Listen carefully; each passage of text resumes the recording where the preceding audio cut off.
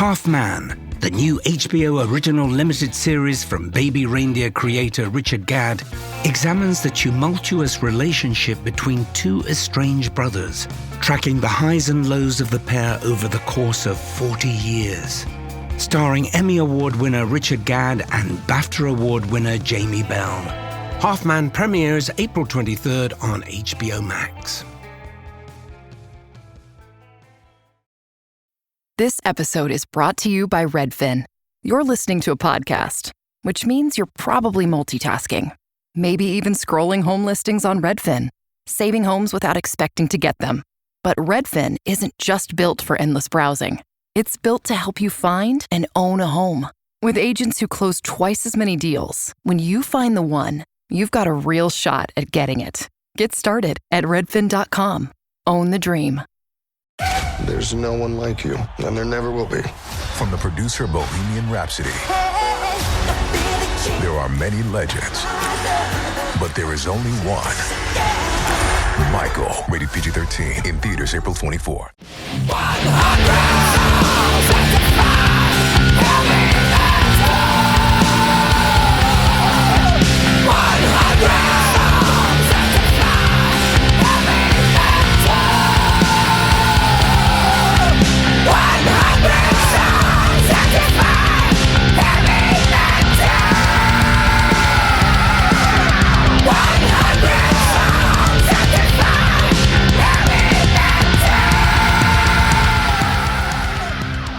Welcome to 100 Songs That Define Heavy Metal. I'm your host, Brian Slagel. I am the CEO of Metal Blade Records. You can go to metalblade.com and learn more about us if you don't already know. The next time you're in Las Vegas, or if you currently live in Las Vegas or the Las Vegas area, you need to visit the Metal Blade Museum.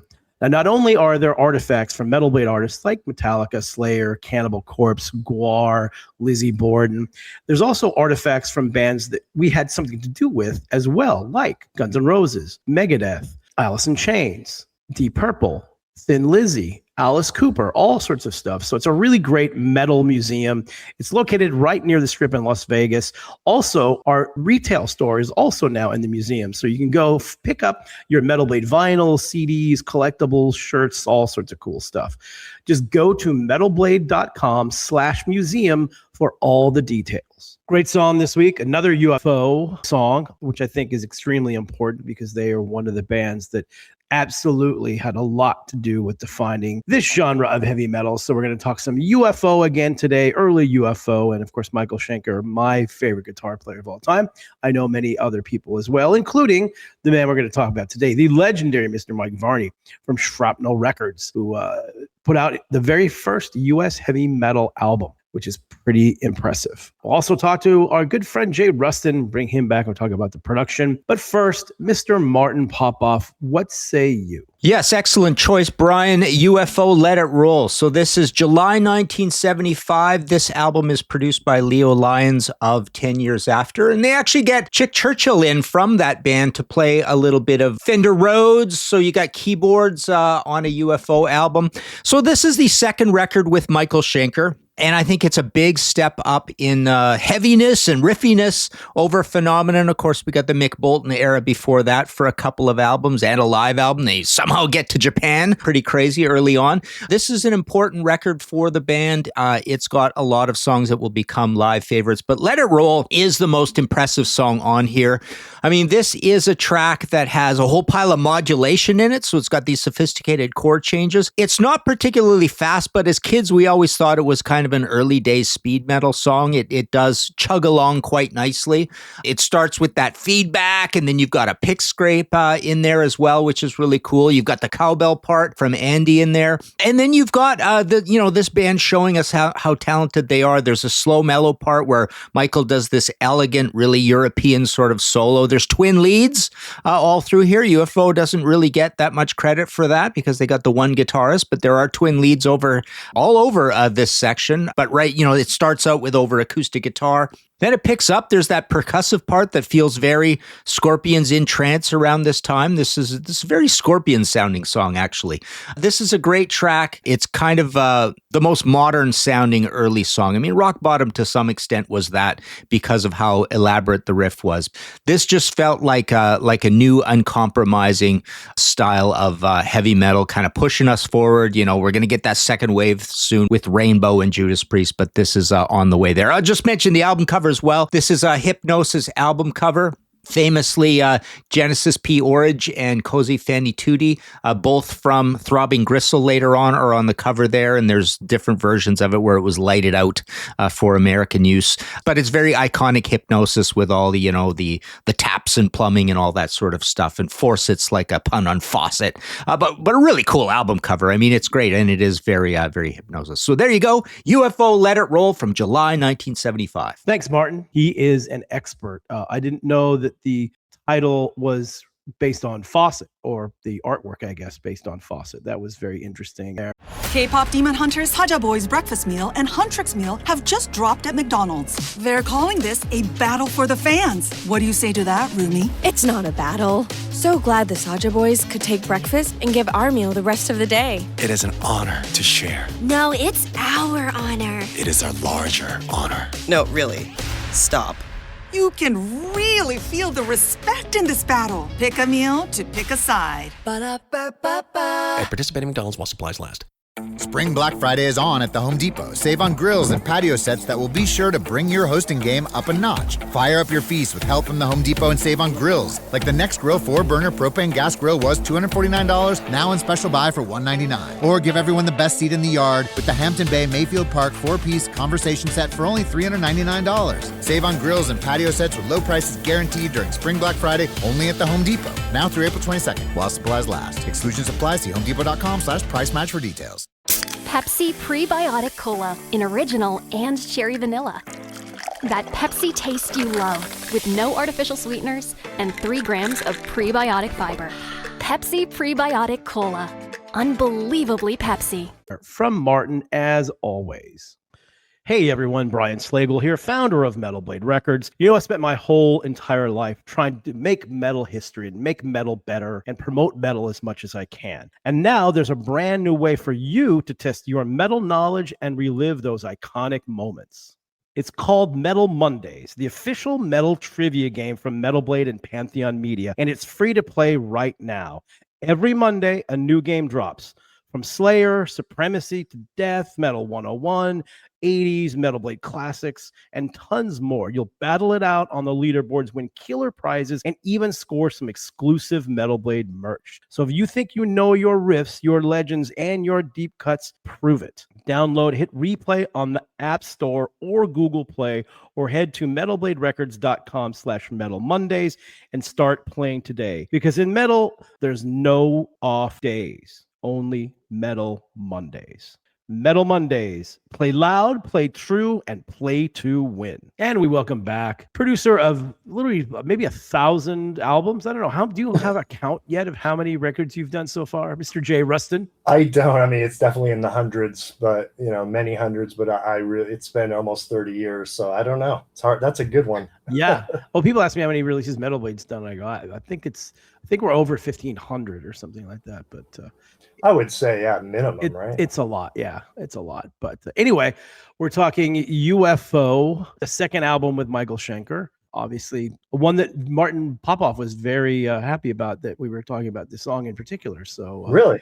Yeah. Interesting. This was Mark Varney's pick. And, I might have picked a different song, but he was pretty adamant about this one. And it was much to Martin's approval. It's an interesting recording because they were, and not all the UFO stuff was like this, but Schenker's rhythm guitar is just in one channel. And I think part of that is, if you listen to the song, because there's dueling guitar leads all over the place. It gives the leads a lot more space, and so much of the songs are leads. I'm guessing why they might have done it that way. Maybe, yeah. I mean, look, that approach was pretty standard and common in the 70s for the main, even just the rhythm track to also have the lead. And, sometimes people would double things. But, Van Halen being a perfect example where he just played the solo in the rhythm track. And, clearly Schenker is one of those people that can absolutely do that. They made records so differently back then. They made them very quickly. They went into great studio. I mean, this was done in Wessex, I think, and in Morgan. Morgan's the classic room where everybody made records. Yep. From Pink Floyd to even Zeppelin was in there at one point. But UFO, I think, did a couple records in a row in Morgan. Yeah, this is the second one that used Leo Lyons as well. Yeah, the 10 years after bass player. Yeah, I mean, he obviously, maybe that was a place that they worked in at some point. Clearly, he was familiar with that. I think he was actually the manager of the studio there or something, and that's why they ended up using him pretty much, because they wanted to do that. And he was also, I think, he might have been a staff producer for Chrysalis as well, something like that, where he had a deal there. So they ended up doing a lot of stuff at this particular studio. But I mean, it sounds amazing. Yeah, it's a great sounding production, and clearly there was a great engineer involved on this one. I think it was Mike Thompson, who I think engineered the previous record as well. Yeah, it was the same guys who produced and engineered the two records, Phenomenon and Force It. Both those records sound very similar. So yeah, you could tell it was the same production, same studio, same everything pretty much. I think that what I like about it, and what you said about the space, is people just don't do this anymore.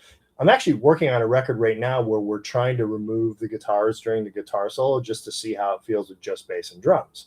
And we're really digging it. And it's funny that that's like a bold move at this point, because it was just so normal back then, especially if it was a single guitar band, to bass and drums under the solo. Like, you don't really need anything else if the focus is a solo. Why do we need stacks of rhythm guitars like now, when all that does is just crowd things? I'd rather be focused on what he's playing, which, this song does very clearly. Yeah, it can work both ways. Sometimes I like the rhythms in the background, because if it's a really great riff, you want the riff to continue and then just do the solo over it.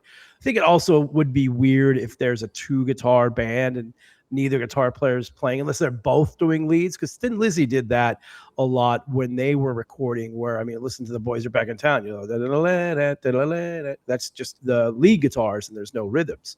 It can definitely work, but and it's obviously with a single guitar player, it makes it a lot easier, because that's the sound you're going to get live too, because he's obviously not going to be able to play rhythm while he's doing a lead. Absolutely. And bands like this were easily recreating what they were doing in the studio live, and even the live version of this song. I found 3 different great live versions of this song on YouTube. Oh yeah. And it sounds amazing. Sounds as good as the studio recording.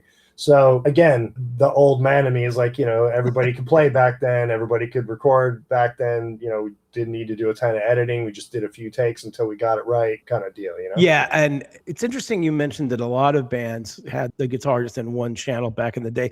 I'm trying to remember who that was, because Sabbath didn't, and a lot of bands didn't. Obviously, Van Halen's the one that everybody remembers, because that was kind of everything they did. But a lot of Doobie Brothers, because there was other instruments. Yeah, that's or the thing, a lot of Deep Purple, there was just one guitar and then keyboards. So but the keyboard and the Hammond that John Lord played sounded like a guitar. Filled up more space, if anything. So yeah, I mean, I guess it's maybe a little more rare, but at least when you have a guy like Schenker, there's really no need to fill up the space. Yeah, right. I mean, he's my favorite guitar player of all time. So yeah, and in listening to it, I kind of was going, yeah, okay, I see why they could do that, because it really does open it up for the leads, and you can still maybe have some of that really cool riff there, but then the leads just have so much room to breathe, and it's in both channels, and all of the leads in this song are absolutely brilliant, I think, too. I agree. And let's not discount the bass. Pete Way, what he's playing, I love that you can hear the bass like that, because that's another problem now in hard rock and metal, is the bass is just sort of a low drone underneath walls of genty guitars, and I'm more metal, obviously, but and even in hard rock, like, I go out of my way to get a very distinctive bass sound, because I want it to be obvious, whether it's Joey Vera or Frank Bello or Henrik from Avatar. It's like, really get that mid-range popping so you can hear what they're playing. Yeah, especially if they're good players too, because that's the other big thing, is you want to hear good players, and clearly Pete Way is one of the all-time greatest bass players, and you need that, because Geezer Butler, same way. Like, when you have such a dominant guitar player like Iommi and Sabbath, and clearly Schenker here in UFO, and later Paul Chapman, like, you need that bass to be not only just holding down the song, but but doing interesting things. So when it does come to the lead and everything, the whole track doesn't fall apart. Exactly. And that was obviously a huge thought process went into what the bass was playing, Grand Funk, even 10 years after. Zeppelin, of course, there's many moments where it's just John Paul Jones bassing Lennon's song while Jimmy's off for 2 minutes. Like, it had such a melodic, important place in the mix in the 70s, the bass guitar, that I just don't see much anymore. Yeah, it's true. I mean, it kind of depends on the band, so to speak, a lot. But you're right. The bass, a lot of these newer metal bands, the bass just kind of follows the guitars, and it's just there to provide that bottom end part of it. But the bass isn't doing really anything super interesting.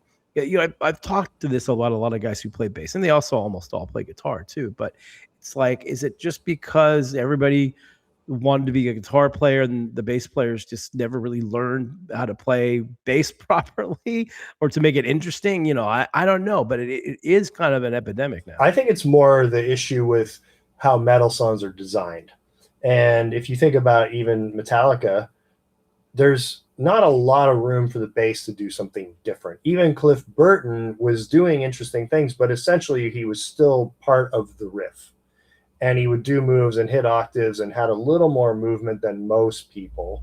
And then, of course, there's songs where he just totally went off. Yeah. But it stresses me to think about a band these days in the modern hard rock and metal where the bass player is exposed and really doing something interesting. I'd have to really think about that. Which is kind of bizarre in a way, because Iron Maiden obviously is a very bass heavy band because Steve Harris writes most of the stuff and it's his band. And you would think that there's so many bands influenced. I mean, everybody knows Maiden, everybody's influenced by them. You would think that there'd be more of that, but yeah, now that I think about it, you're kind of right when you talk about that stuff. I'm trying to remember the last album. I mean, probably Ghost for me is that, because Tobias is a bass player and he's writing all this stuff and he's playing the bass. So I've noticed on those Ghost records that there's a lot more bass stuff happening. But other than that, there's not a lot. Well, and Ghost is a lot more like a 70s band. They're very similar sounding to UFO, to be honest. So there's a lot of room in those riffs for the bass to walk away a little bit and do something more interesting. I think that's a good point. Yeah, it's very interesting. But I want to talk a little bit more about Schenker and we've talked about him before, obviously. We've talked about his guitar tones and stuff before. And I've talked to different guitar players recently just about the whole concept of Gibson Flying Vs versus Les Pauls versus Fender Strats. I mean, those are the three main guitars, right? And I've always heard from people that it was harder to play leads on a V than it is on any other guitar. But I've been getting some interesting pushback a little bit on that from various guitar players I've talked to. And a lot of it's not that it's harder to play on there. It's just harder to hold the guitar because it's a V. So if you position it the right way, and if you watch Schenker, the way he positions it kind of in between his legs, and he's kind of playing, more up the neck than he is, like a normal guitar player would play. It does make sense that he can do all that stuff with the playing on that Flying V. Well, exactly. And I think tonally, having recorded a lot of Flying Vs and Les Pauls, they're fairly similar in tone. I'm not a huge guitar nerd, like where I know all the pickups and all the gear, but I would imagine similar style pickups in both guitars. But for me, the biggest difference in Schenker's tone versus maybe what's happening in the 80s and 90s and now is back then they would often mic the guitar cabinets with very big German microphones like Neumann's, AKG, Sennheiser, stuff that had big diaphragm, tube mics quite often. Yep. A Shure SM57 was, like a cheap piece of junk that was just there for whatever. You needed mics like that for different things, but it wasn't the guitar mic. Mutt Lange, Back in Black, Highway to Hell, that's all tube mics on those amps. There's not a 57 to be found. So it created that guitar sound that we are all so used to in the 70s that doesn't exist right now. And I've tried to show guitar players, look, you love Michael Schenker, you love Alex Lifeson, you love AC/DC. Well, here, this is what they use. And they hear it, and they're so used to hearing a 57 on a Marshall that it's hard to go back because it creates more of a round, mid-range sort of boxier sound. You can't have the mic as close to the cabinet, obviously. There's volume, and those diaphragms can't take it as much as, and that's like a 57 just takes a beating. You can stick it in front of Lemmy's cabs, it's going to handle it. But, you know, it doesn't have the finesse and the detail that a U67 like tube mic that now costs 30 grand. You want to stick that on a Marshall? Most people aren't going to. Yeah, of course. And, you know, obviously there's a lot less technology and equipment back then, but that's why I kind of like it, because it's just, you know, and he's got his own unique tone, obviously, which, you know, and a lot of that is just the way he plays too. The way he plays has a specific, like, nobody plays like him. So he's going to sound a little bit differently. That was the whole, you know, that's my whole thing about Ace Frehley. Like, you know, Ace, you know, the way he played and the way he sounded, like nobody else could play or sound like him. And it's the same thing with Schenker, where he just has this incredible tone. He's just playing all these really insane parts. The other thing too that he doesn't get, in my opinion, enough credit for is the riffs he writes. I mean, he and his brother Rudolph, I don't know what was going on over there, but both of those guys wrote so many incredible riffs. And these were, even though we're talking like 1970s at this point, all that stuff, whether it's early Scorpions or UFO with Schenker, those riffs are heavy, like really super heavy, and the guitar tone is really chunky and heavy, and you know, you could argue it's you know, it's super close to, you know, what Iommi was doing in Sabbath. I would agree, and I think you're probably right. They don't get enough credit for the invention of heavy metal and the progression of heavy metal at all.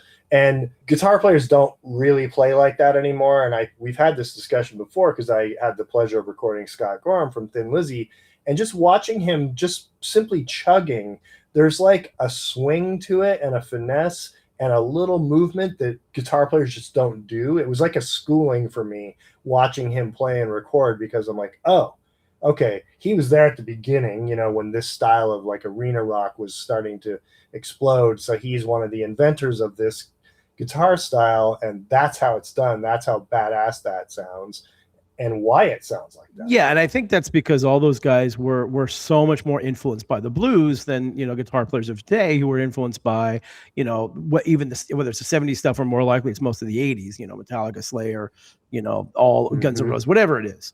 That's where they learned to play, and that was their biggest influences. So they don't have as much of the blues background that all the guys in the 70s did, and that's kind of where you get that sound coming from, I think, at least. Absolutely. No, you nailed it. Yeah, cool. Well, always great to talk to you, my friend, and I'm sure we'll see you again very, very soon. Sounds good, Brian. Thanks for having me. Membership means more with American Express Business Gold. Earn 4 times membership rewards points in your top 2 eligible spending categories every month, including eligible U.S. advertising purchases and select media, and U.S. purchases at restaurants, including takeout and delivery. What are you waiting for? Get the card that flexes with your spending every month. Terms and points cap apply. Learn more at americanexpress.com/business-gold. Amex Business Gold Card. Built for business by American Express. This episode is brought to you by State Farm. You know those friends who support your preference for podcasts over music on road trips? That's the energy State Farm brings to insurance. With over 19,000 local agents, they help you find the coverage that fits your needs, so you can spend less time worrying about insurance and more time enjoying the ride. Download the State Farm app or go online at statefarm.com. Like a good neighbor, State Farm is there. People are full of surprises, especially when you travel together. Thankfully, Vrbo is not. When you book a Vrbo, you get Vrbo Care and 24/7 live support, so your house doesn't surprise you like your friends might. If something's not as described or doesn't work, Vrbo's there. Real people, real support, anytime. Book today on the Vrbo app. If you know, you Vrbo. Terms apply. See vrbo.com/trust for details. All right, now we welcome in an absolute music business legend. He started the first ever heavy metal record label in the United States with Shrapnel, put out the first ever heavy metal album with US Metal. He's responsible for starting the careers of Yngwie Malmsteen, Marty Friedman, Jason Becker, Paul Gilbert, Tony McAlpine, Vinnie Moore, Greg Howe, Richie Kotzen, John Five, and many more. Mr. Mike Varney, how are you, sir? Hey, guys, I can't claim John Five, that's for sure. He came to me after he was famous, but I did work with him. He's a nice guy. We needed your Wikipedia page, apparently. Oh, a guy that wrote that is somebody I don't even know. It just showed up one day. I better go correct it. It's all good, my friend. It's all good. So super happy to talk about UFO today. Song Let It Roll from the incredible album Force It. Yeah. We've talked UFO before, and clearly, I mean, all you have to do is notice what song Iron Maiden comes out to before they come out, which is Dr. Doctor by UFO, to know how influential this band was. Why did you pick this particular song and this particular band? Well, I've got a story that goes with it. Oh, perfect. And quite a few of them, but I don't know how far afield I can go. We have some little bit of time. Go wherever you want to go. Wherever you want to go. Okay. I started collecting records when I was 6 years old. So, I got into this, guitar music, when I was really, really young. I had the first couple of UFO records, the Flying and, the UFO 1 or whatever. The first one was on in America, came out on Rare Earth Records, a Motown label, which is totally crazy. So when Phenomenon came out, I bought that because Michael Schenker I knew had been in Scorpions. But Schenker had stepped up his game because he was a year older, or something, and he matured. Kept getting better. Yeah, he matured. He kept getting better and better. So I bought that album, and I thought, God, this is great. I just played it and played it and played it. And I loved his guitar tone. I loved his playing. He was just at that time probably Uli Roth, Gary Moore, Michael Schenker were my favorites probably in the 70s. So I was in a punk band called the Nuns, and in 1977, 78, I played 8 shows at the Whiskey, first opening for Dictators with the Nuns, and then with another band opening for Budgie for 8 nights. Anyway, at the Nuns show at the Whiskey, Rodney Bingenheimer brought Phil Mogg up to the dressing room. And the other guys in the band and the girl, they were real, into punk rock. Nobody was into UFO, so nobody even knew it was Phil Mogg. But I was 19 years old. I'm freaking out because Phil Mogg's in my dressing room and nobody really wants to talk to him. So I started talking to him. We have this great conversation. And he told me that Michael had joined a religious cult or something to that effect, which I think was just a joke that somebody came up with, but it was kind of being perpetuated. And he was missing, I guess. Maybe he just said he was missing. And he said they were playing Winterland and they had a substitute with Paul Chapman, which I knew Paul Chapman because I like Lone Star. And so anyway, he invited me to come out because I told him, I said, I know this guy that can play your stuff note for note.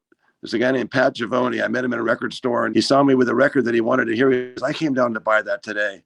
I said, well, I'm sorry, I'm buying it. He goes, where do you live? I said, Nevada. He said, stop by my house and you play that for me. Back then that didn't seem that weird. There's no way for him to hear this record. So I stopped by, played it for him. A little tape recorder with a Melody Maker guitar. At that time, at 16, I had a lot of nice equipment, but he had a little tape recorder for an amplifier, this little guitar. So I plugged in and thought I was going to blow him away.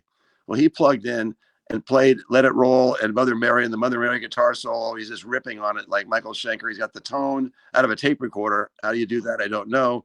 But at that point in time, I'd heard the best guitar player I'd ever seen up close. His name was Pat Giavone. So anyway, we went down to Winterland to introduce Pat to Phil because I told Phil I had somebody and he was interested. And we get in the dressing room backstage and Michael Schenker walks in. Now, how awkward is that? I've got this guy that I'm trying to get to Phil to replace Michael Schenker. And all of a sudden there's Michael Schenker in the room. So anyway, I did get to catch one of the shows with Michael Schenker and Paul Chapman together, which was pretty awesome to see. So anyway, 1982, Phil Mogg called me back and wanted me to help him find a guitar player. So he came up to Marin County to Peter Marino's studio, who was the singer of Le Mans. And we had a cattle call and I brought Atomic Tommy in there. And then he ended up joining UFO and playing on Misdemeanor. And then, of course, I produced a bunch of Michael Schenker records and I was producing Mogg Way with Phil. And eventually we got UFO back together. I got those guys talking again, and we did a couple of UFO albums on my label. But getting back to Let It Roll. Sorry. I just have a big history with UFO. I've known Phil since 1977. So it's pretty just awesome to get connected at that young age to like my favorite band.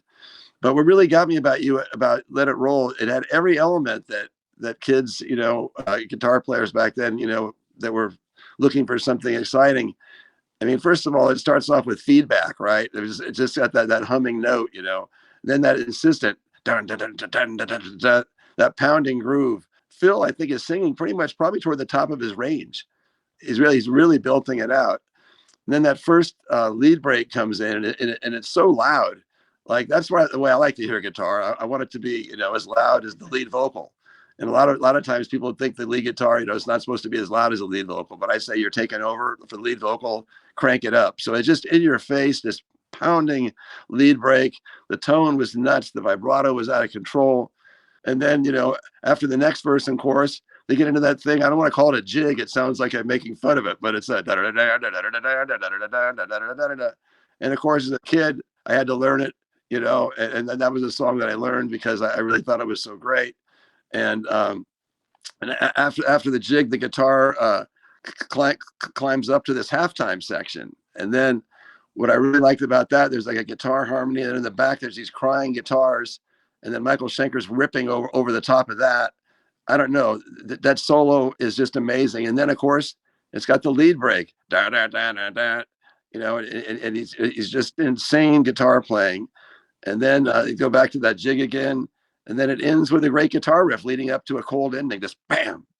And I don't know, it was a perfect rock song for a guy who grew up on Led Zeppelin and all this proto metal stuff. Yeah, I mean, 100%. I mean, I'm Schenker's also my favorite guitar player of all time, and this is a song where, I mean, it showcases him. Yes. And that's what I, always come out of it whenever I listen to it. I'm like, oh my God, this guy is insane. And what was he, like 17 at the time or something crazy like that? Or 18? Yeah, no, I think he joined it. Yeah. 16, 17. He was young. Yeah, he was young. Yeah.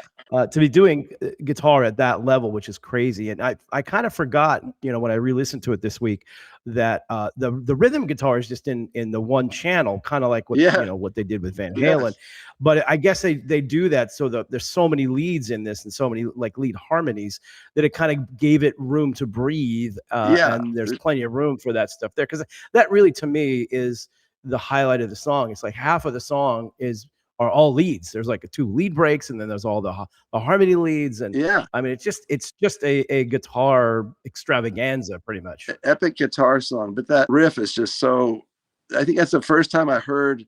Dun, dun, dun, dun, dun, dun, dun. Of course, that would become a heavy metal standard. A zillion songs got written with that riff. Yep. Well, that's the thing about UFO too. For me, is we all talk about the great lead playing of Michael, and of course, I think he's the best ever. But the rhythm playing, and I mean, I guess I'm sure he got some of that stuff from his brother, because his brother writes great riffs too. But the riff playing and the sound of that guitar, it's a Flying V, and I can imagine it must have been through a Marshall, which is always, I thought, the heaviest guitar tone for a rhythm guitar. Yeah. And he was just writing all these incredible, completely metal. I mean, that's a metal riff in the background of that whole song. It's completely absolutely metal. Yeah, that's also what I found interesting. That little kind of like part in the middle, the kind of slow part, that kind of reminds me of like the old UFO, the kind of spacey sort of little part, which is interesting. Right. Yeah. Because the guitars are cleaner, and there's reverb. They're kind of in reverb, and they're kind of back there somewhere. So yeah, it's more like a psychedelic sort of section in a way, sort of. But yeah, exactly. Yeah, it's just the way that they're kind of they got a lot of reverb on them, and they're kind of in the back. But I think Schenker's doubled some of these guitar the leads for sure. Yeah, and which is not a lot of people did that, back then, especially with that kind of precision and whatnot. And then I don't know, man. There were so many elements. It wasn't just like one thing. There was just every element was just exactly right, And when I worked with him on all those records, I grabbed the guitar once, I think, and he was playing 8-gauge guitar strings. Now, there's a myth, which I've always believed, like Stevie Ray Vaughan used 12-gauge strings. I'm like, oh, geez, I better man up, because I was always playing 9-gauge, so I got up to 10-gauge on my strings. But yeah, I think that Schenker was playing 8-gauge guitar strings. Those are like rubber bands. Yeah, I've talked to guitar players about this, because I've always heard that, Flying Vs are great for rhythms, but not very good for leads. You'd rather have a Fender for the lead because it's an easier guitar to play. So I've always heard that the V is the hardest guitar to play leads on. Is that, I've heard varying reports on that. What are your thoughts on that? I bought a Flying V, of course, in the 70s when I was a teenager, and Michael Schenker, of course, was the inspiration for it. And for me, I didn't have enough money to have a lot of guitars at the time, so it was so uncomfortable to try to sit and practice on, because you got to get that V like in your thigh, bury it in there, or put a strap on it or whatever like that. It's really no more difficult to play than any other guitar once there's a strap on it, because the neck is the neck, and it's the same thing. But like it's not a friendly guitar for just sitting around the house and trying to pick off licks off records and stuff. It's kind of difficult to do that. And I guess the different brands are a little bit different too, because like Kerry King plays a V, but he plays a Dean V, and the Gibson Vs that's the most famous ones, obviously. Because I asked Kerry about that, like why the Dean, and he just loves the way the Dean guitars feel. And from what he said too, it's even though it's a V and looking, but it's just a different guitar to play. That's a little easier, I think, than the Les Paul, something like that. Yeah, the Flying V is absolutely access all the way up to the top of the frets. SG, you can access all the frets because it's cutaway, right? The V doesn't even have a cutaway; it's just a slant, right? So you can get up to the high notes, and there's nothing obstructing you. The Les Paul, you got that horn there, And so you got to reach over the horn, to get up on the highest fret, and it's, you have to have a big hand, and, you have to get used to that. So yeah, that Les Paul to me would be it's harder to play than a Flying V, in my opinion, anyway. It was kind of funny. One of those UFO records that we made, Michael was supposed to come back and play these outro leads, right? And I said, okay, I'll see you next week or whatever. He said that, he just couldn't come back. I thought I was going to scare him. I said, because he never heard me play guitar. I said, I guess I'll just have to play him. And he said, oh, okay. So he was relieved he didn't have to come back because he booked something else, right? So we get off the phone and he calls back and he goes, wait a minute, how is your vibrato? And I said, well, it's going to have to be good enough, So a lot of the records that we used, I had a Marshall JCM 800 that he liked. And so I plugged the Flying V into that. And I started playing over a couple of the outros on this album. And I played them, but after that, I thought, I can't do this. This is stupid. So anyway, they're on there. Nobody's ever complained. I've never seen anybody in writing go, what is this shit at the end of this song? But I'm no Michael Schenker by not by any percentage of 100%. But he was fun to work with. He was a real character. And I got to say, he was intermittently, not his best. But for whatever reason, when he came to the studio to work with me, he was on his game. Good. I've only talked to him a couple of times, but he definitely seemed very aloof. But then again, my theory over all these years of working with musicians are that the guitar players who don't sing, for the most part, are very unusual human beings. I think mainly because they just sit in their rooms their entire life learning how to play guitar, and they don't have any real sort of skills to deal with other people, any sort of human skills. So they're very quiet or very aloof. A few exceptions. For some reason, like guitar players who sing, it's a whole different thing. They're normal people. The guitar players who don't, they're more extroverts. Exactly. So they're used to dealing with humans before, but there is exceptions, because one of my best friends is Kerry King, and he only plays guitar. I did learn that he actually does sing. Oh. He's never sang on a record, obviously, but the demos that he does, or the demos that he's done over all these years, he's always singing on them. Hey man, maybe that guy needs a solo album. Yeah, I was trying to. I think I might have heard a little bit of. He played me some demo one time, and it wasn't great, but he was able to do it so that whoever's going to be the singer can figure out what they're doing. In a lot of cases, it was Tom Araya. Vinnie Moore can sing pretty well. He doesn't want to do it, but he made some demos for a record that we did. It was called Red Zone Rider, and it was a band, and he sang on the demos, and he sounds fine. Yeah. But, some people just don't want to sing. Yeah, or the opposite. Like, there are singers who are great singers, but they play guitar, but they don't want to play guitar live or whatever. But like King Diamond, for example, I mean, a lot of the guitars on a lot of the King Diamond records, I mean, he's probably playing at least half of them, if not more of them. But he's never played guitar on stage, which is interesting. Well, I think singing and playing guitar is something you have to start doing, and then and keep doing it. And a lot of people develop their voices after they've made it, and over time they just work on it. If they made it when they were young as a guitar player, and then it's awkward to try and sing and play if you haven't been touring and doing that your whole life. Yeah, it's hard. It's hard to do. It's hard to do both, right? Well, yeah. I mean, unless you've been doing it. And so if somebody hasn't been singing, it depends really how their brain works, I guess, because you've got to be able to play something that goes against sometimes rhythmically or the time or whatever of what you're singing. They're not just going together on going boom, boom, boom, and you're singing right to the beat. There's things you have to play, and to think about both is not really easy for someone who hasn't had a chance to develop in the public eye in some way, Exactly. The best example of that is one of my all-time favorite bands is Coheed and Cambria. Right. And, Claudio is doing all these crazy things with his voice and also this super proggy stuff on guitar. I saw an interview with him once and they asked him about that. And he's like, I don't know. I just kind of, I figure out the vocals and I can just, so it's his brain is wired way differently than ours is, or at least mine is. I mean, it's kind of like drummers too. You sit there and start trying to play a drum set, and all of a sudden your right hand wants to go with your right foot. But drummers can separate everything out. Yeah, exactly. And have one foot doing one thing, another foot doing something else, another hand doing something. They do have total independence. Some people just can keep that in their brain and others can't. I think it's kind of that way with guitar playing and singing. Nobody wants to develop, once they're known as a great guitar player, a lot of people just don't want to get out there and have anybody think any less of them as a singing guitar player, even if they're really good. Yeah, and it's look, that's a part of my brain that never functioned or matured apparently, because I can play 0 instruments.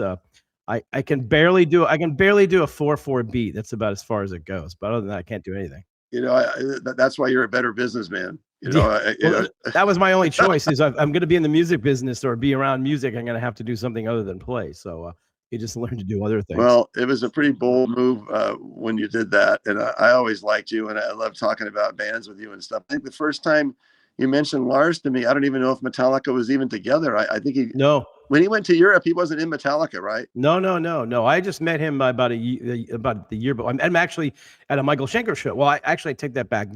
My friend John Cornarins met him at the Michael Schenker show in December of 1980. It's a famous story where, he's wearing a Saxon European t-shirt, and John goes, "Where did you get that shirt?" He goes, "You know who Saxon is?" And the three of us became like the three new wave of British heavy metal musketeers around Southern California for a little while. But there was no Metallica. No Metallica. I remember I was at his parents' house and in his room once, and he had just drums set.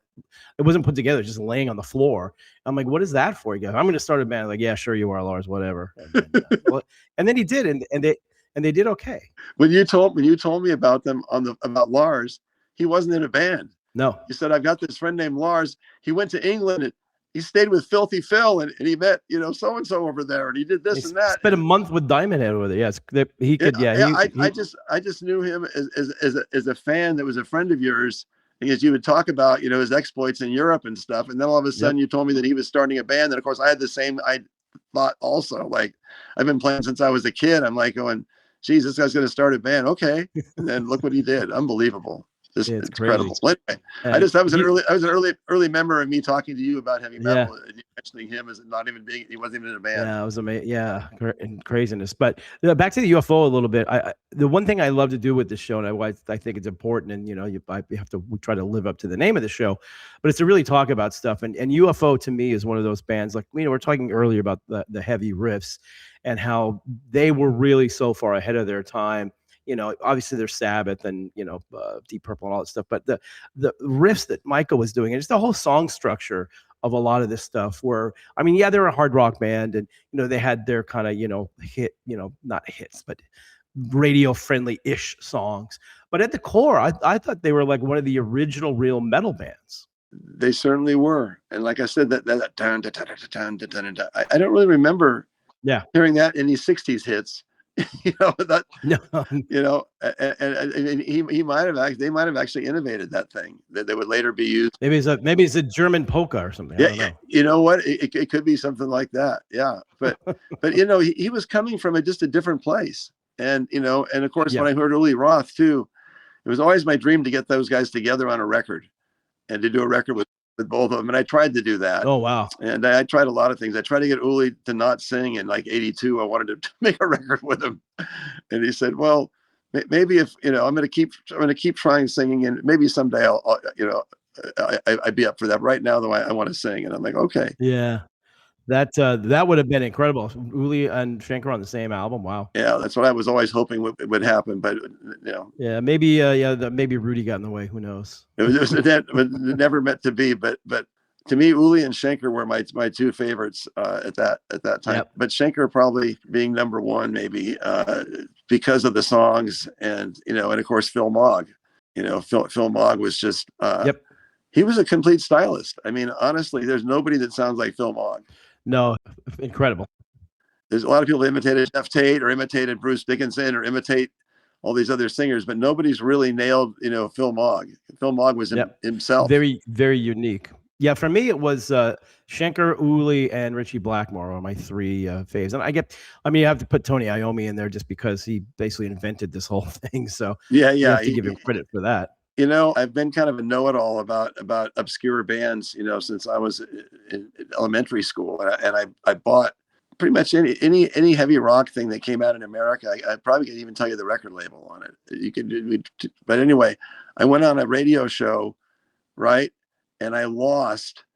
I won some records, but I didn't get the grand prize because they stumped me on one question, and they asked me who the guitarist was in Jethro Tull before Mick Abrams. And it was Tony Iommi, and I had no idea. Oh, that's right. That's right.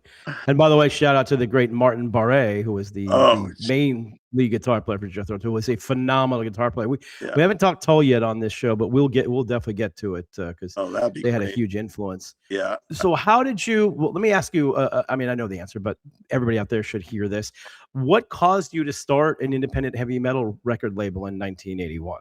Okay, well, my cousin worked for record companies, and he would bring me around to like the Gavin Report convention or the CBS Records convention in 1974.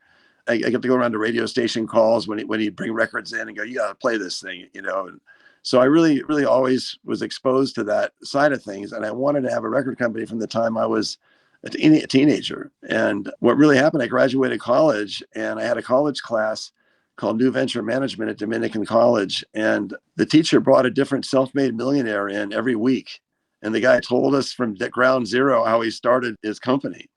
And there might have been a female too. I don't want to be sexist, but I remember men. Nowadays it would be probably mostly women. But anyway, it was all these different people. And I got really inspired. So when I graduated college, I was looking at my job prospects. And I wanted to get married and I wanted to be responsible. So I made some money on this record that I produced and played on for EMI Records. Jeff Pilson's on it too. And I think Leonard Hayes and Phil Kennemore, I believe they're on it too. Not a great record, but anyway, it was just something that we did back in the day. It was a musical I co-wrote with Marty Ballin and my friend Bob Heyman and some other people too. But anyway, so that record came out, it bombed. And I thought, how much worse could I do with my own label? You know, and my dad was a chief financial officer of a big insurance company. And he said, you know, you can become an actuary. You can make $35,000 a year. This is like 1980. And I thought, well, that sounds like a lot of money, but I think I want to be a record label. And so I'm still married. I've been married since 1981. And the week before we were getting married, 5,000 records showed up of US Metal 1. So I took all the money I made from the record I did on EMI, and I spent it on, there were session fees and double session fees. They played keyboards, bass, guitar, did all kinds of stuff on the record. So I got paid for as a session leader. Anyway, I put all that money into 5,000 units. So my dad, we lived on a golf course. My dad had a golf cart in the garage. His house had spaces for golf carts. They had to move the golf cart. All these records came into the garage, and my dad saw them there, and he goes, "How are you going to get rid of these?" I'm doing a grassroots kind of thing. And he goes, "Well, what are you going to spend on marketing? And you have a marketing major. What are you going to do with marketing?" I said, "I'm going to do a grassroots. It's a niche label. I think I got it covered." Anyway, he gave me a little bit of money for advertising. I blew my wad on those 5,000 units. And friends would ask me like, "Well, you're getting married. What are you going to do for a job?" "I have a record label." And, I told somebody once in an interview, I said, "I guess if you can't see barriers, you can just walk right through them." Because when I was just going to do it, you were just going to do it. It was the same thing. If we knew what we knew now, we probably would have been scared to death to start a record label. But it just seemed like it was going to happen. And there was it's like some musicians, it's like do or die. No, I know I'm going to make it. I don't have to worry about anything. And, they make it. Others don't. But like with your case, really made it. In my case, in my own way, I did okay. But it really was just believing in what we loved and me wanting to do something that I really cared about rather than go and be a numbers guy for, a bank or something. I wanted to do it. So, but I realized getting married the week before the records showed up in my parents' house, that's insane. Yeah. Well, you're younger. You don't think these things through, right? You're just kind of like, I'm just going to do this and it'll work out somehow. I was 22 and you were like 20 or 21. How old were you? 21. Yeah. You were younger than I was. So I'm just like, I got to sell these records. And that was it. I'm selling records. So that's what led me into it. I realized, I thought to myself, well, okay, we don't really have any labels here. Over in England, they just came out with a couple of dedicated labels, and we don't have one here yet. And I go, I know there's a lot of good people here. I just have to find the bands. And disco was a big deal, and punk rock had been watered down. When I was playing punk rock, it was punk rock. But by then, it was watered down into new wave, and all these mainstream artists were called punk rock, and they weren't punk rock, All I wanted to really do was just do music that I really liked. And the music that was at the core, it was guitar oriented, heavy rock. And that's what I wanted to do. So that's what made me start the label. But if I would have known more, I probably would have been scared to death. I can't even believe now that even worked out. And I honestly feel it was just a lot of luck. It's a lot of luck, but it's also a lot of hard work. But when you love the music, I mean, that was the thing for me too. It's like, I just love the music and I just want to do anything I do to help. So when you love it, you don't really think about anything else. And it just, you're just doing it until you can't do it any longer. So when you love it, it's a lot easier. You don't think like, where is this going to take me in 2 years or whatever? I mean, and when I used to call you on the phone, I didn't have that many people I could talk to about this music. Yeah. People had jumped on these other trains, and we had disco music was big, and new wave and punk rock and like heavy metal. I remember Howie Klein, super nice guy. You know who Howie Klein is? Oh yeah, very well. I knew Howie. Howie's great. Was great. Rest in peace. Howie said something like, that's dinosaur music. What are you doing? And another friend of mine who I won't say, but he's a very, very big industry guy now. We were just friends before either of us were doing anything. And he told my fiance at the time, or no, I guess I just got married. I'm afraid your husband's going to be eating some of those records, because it just seemed insane to press 5,000 units of something. And what did you press a Metal Massacre one? I only had money for 2,500, so I did 2,500 on the first run, which sold out in like a week. I mean, yeah, I know that's the same thing. It's like, how nuts were we to press that many records? I mean, look at that nowadays. Like, oh, I found this new band. Let's press 5,000 records. It's like, it doesn't work that way anymore. Yeah, yeah. Well, the whole business has changed too, big time. I remember the first time I sold 5,000 records after I got used to selling more. I wanted to go slit my wrists. I'm like, I only sold 5,000 units of this thing. What is wrong with me? I mean, what happened? And it was just so crazy to think that we got both had some stuff out of the box that did pretty well, and all of a sudden we were modeling our label after probably you did too, of something that had to sell 2,500 or 5,000 units, and we're good. Yeah, well, yeah, it was independent. Independent labels back then, like 5,000 was a lot. Like 10,000 would be like a gold record back in the early 80s, because it was so small. Remember how hard it was to get paid? Having to call people and tap dance and and trying to get paid. I mean, God, it was a nightmare. Yeah, and of course I made every mistake humanly possible on that first record, but I did learn from that, so it helped. But yeah, it's a whole different scene back then. And you're right about the metal thing, because that was, it was coming into the new decade, and everybody's like, oh, metal's over and nobody cares about that anymore, and everybody's, like you said, in the new wave and disco and all these things. But I was firmly seeing what was going on in England with that whole new British heavy metal thing, and that's what really influenced me, was like all these bands doing it themselves, and everything. Like, I thought at that time every single band was amazing, and this is going to revolutionize everything, and metal's going to be really huge, and not knowing that it ever really would become that way, but it's crazy. No, I mean, and I didn't mean to disparage Howie Klein. He was great, and obviously had a huge career. Oh, yeah. He just wasn't into that music, and that was at my core, but it wasn't his. So that's all. Well, that was why us independents did it. Yeah, but that's why us independents did all the work, because the major label people could care less about this music. That's one of the reasons why I did what I did in the first place, was all these metal bands playing in LA. Like, no label's going to sign any of these bands. They don't care about this music. Well, yeah, and two bands were coming to us and saying, here, you can have our record, just put it out, give us a decent royalty, and then a few years later, it was like, what am I getting up front? Yeah, hey, I want to go into this studio. I don't want to do it. I don't want to work in that place. I want to go here. I want this producer. I want this. I want that. And then of course we came full circle to bands going, hey, I got this record all finished, man. I just love it if you'd put it out. And then, my philosophy is probably the same as yours. If it's not worth investing in, it's not really worth putting out. Like if I wouldn't pay some minimal amount of money at least for it, I don't want it for free either. Well, yeah, especially if it's, you get what you pay for sometimes too. And a lot of times, you hear stuff like that, and it's just, yeah. I don't want to say it's not good, because it's just my opinion, but it's not something that I would be into. So, I'm sure it's the same way with you. If you're not into something, like, I'm not going to put it out. That was the whole thing. I got into the guitar instrumental thing. I have a religious background, and some of this music lyrically was just starting to really, it was starting to bother me. So I thought, sorry about that. No, yeah. How can I stay in the game and still feel good about myself? So that's why I got into instrumental music and stuff, because I didn't have to worry about, the lyrics so much. That was my personal journey. And so, well, you've done extremely well, and we all appreciate all you did, because that if it wasn't for you and a lot of other people, this genre might not have taken off like it did. So it needs. Hey, well, you too, Brian. And maybe if I put out my first record and nobody bought it, that might have been scary. But yeah, you probably would have been undeterred. You would have probably done it anyway. But at least at least it was working for me. So but no, I mean, you wanted to, when I first talked to you, you wanted to do anything that you could to. I mean, you had a magazine. You want to do anything you could to support the genre, and you certainly did. Yep. What a great career you've had. I always liked you and admired what you've done. Oh, well, thanks, man. I appreciate it. And same to you, by the way. And thank you so much for doing this too. That was a blast. Hey, I appreciate you guys. Thank you for having me on. It's nobody, my phone doesn't ring much anymore. So thank you very much. That'll do it. Really great to catch up with Mike Varney. What a legend he is, and such a great guy. And of course, we share both of us doing heavy metal labels at the same time in the early 80s.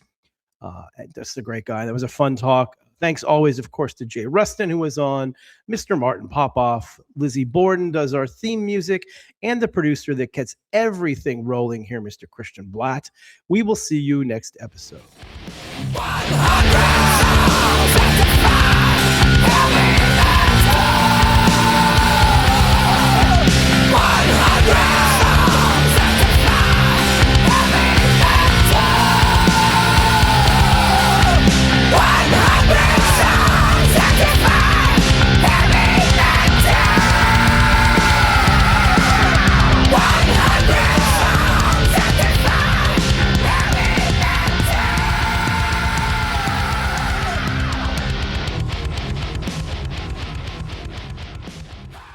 The right window treatments change everything: your sleep, your privacy, the way every room looks and feels. At Blinds.com, we've spent 30 years making it surprisingly simple to get exactly what your home needs. We've covered over 25 million windows and have 50,000 five-star reviews to prove we deliver. Whether you DIY it or want a pro to handle everything from measure to install, we have you covered. Real design professionals, free samples, zero pressure. Right now, get up to 50% off with minimum purchase, plus get a free professional measure at Blinds.com. Rules and restrictions apply.